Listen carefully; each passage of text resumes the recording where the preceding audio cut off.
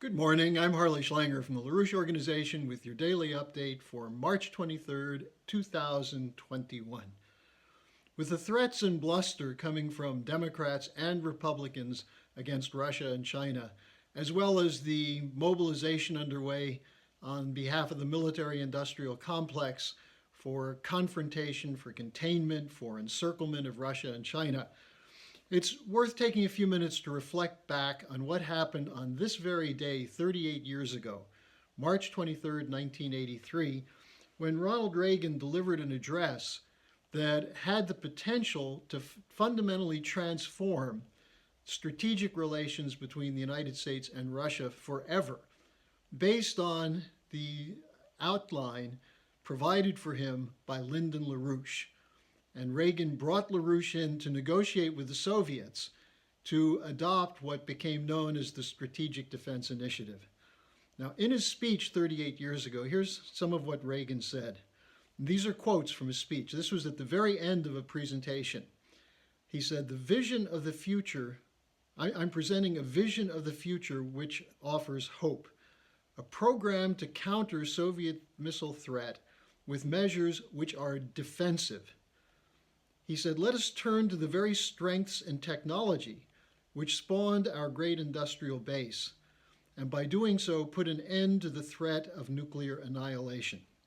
Now, Reagan went on to say that the new plan is based on the idea of intercepting missiles in air, so we're no longer dependent on massive retaliation as a deterrent for war. And he said, we are calling on scientists to give us the means of rendering nuclear weapons impotent and obsolete. He said this will be a long-term research and development program, but the goal is to eliminate the threat from nuclear weapons. And very importantly, he finished with this comment: "We seek neither military superiority nor political advantage." Now, some people have this image of Ronald Reagan as being a hardline, tough guy who is threatening. But his idea of peace through strength, the emphasis was on achieving peace, not strength for the sake of being the toughest kid on the block. Again, he said, "We seek neither military superiority nor political advantage."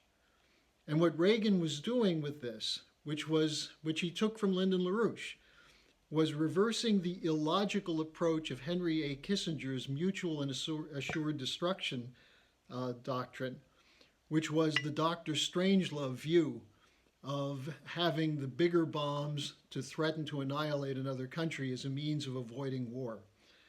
Now, this idea was first raised by Lyndon LaRouche in the 1970s in a pamphlet called Sputnik of the 70s, where he wrote about the idea of using new physical principles to transform war into a cooperative venture using these new physical principles for economic development.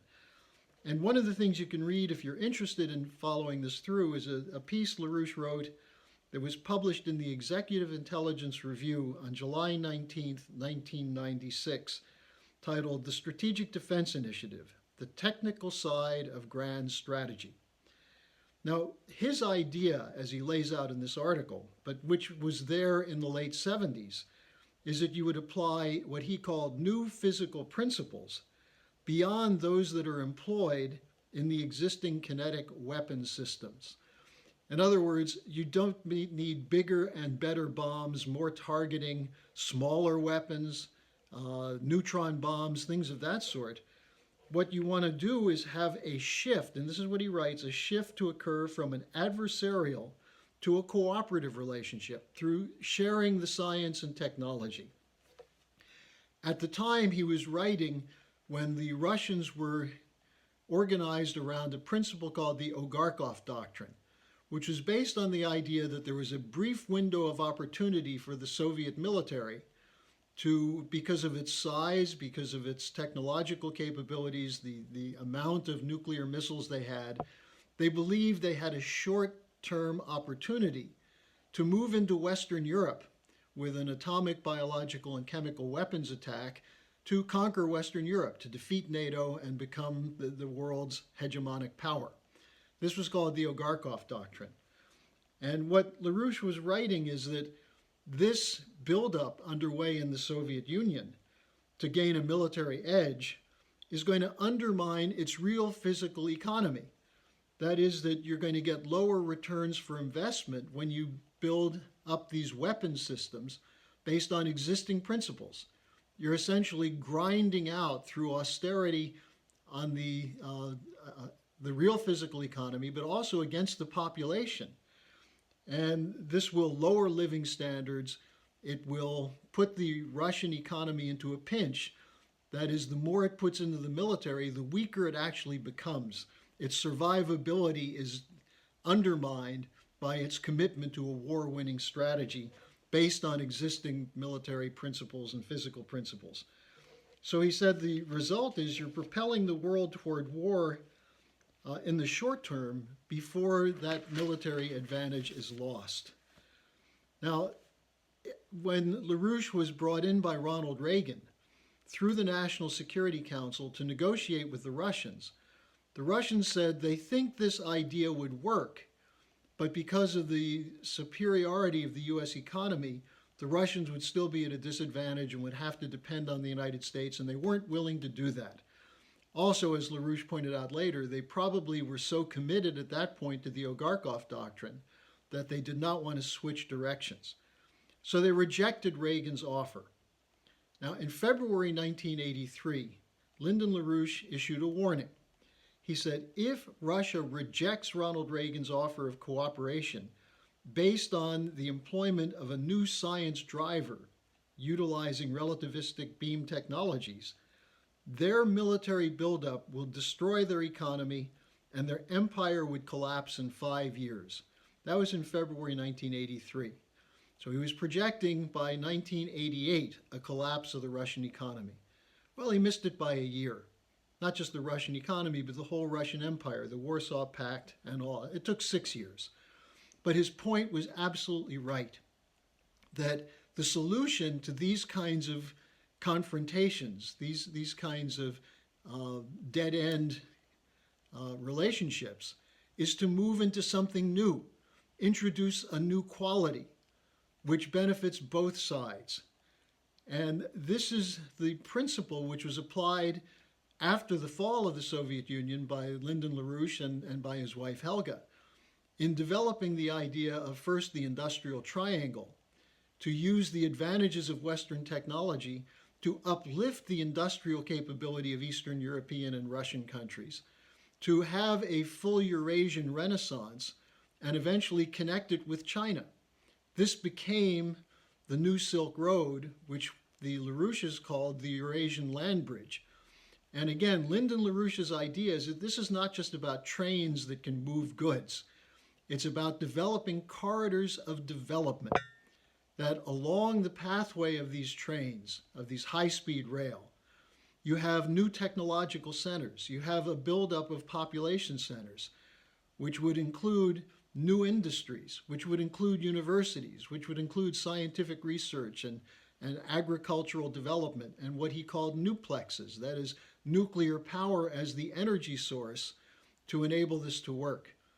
Now, this was the idea that was largely incorporated in 2013 by Xi Jinping when he spoke about the Belt and Road Initiative. This is why this is such an important idea. It's not just that it would take the world out of the collapsing financial system dominated by the City of London, but it also means an escape from the so-called rules-based order, which says that every nation must submit to the rules that are in place to protect and defend the banking system, the speculative financial system, and the geopolitical confrontations that are necessary to keep nations under control. The Belt and Road Initiative, as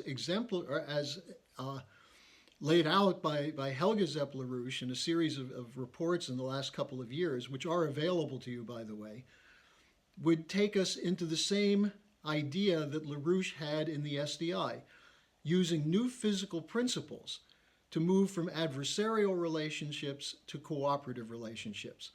So instead of threatening wars, instead of threatening buildups in the South China Sea in the Black Sea, on the border of Russia with Ukraine, with the Baltics, and so on. Instead of that, instead of using sanctions to shut down economic cooperation, we would move into a new era of cooperation where the bounty of nature would be enhanced by the development of these new technologies that would come from the scientific research into these new physical principles, what LaRouche called at the time relativistic beam technologies.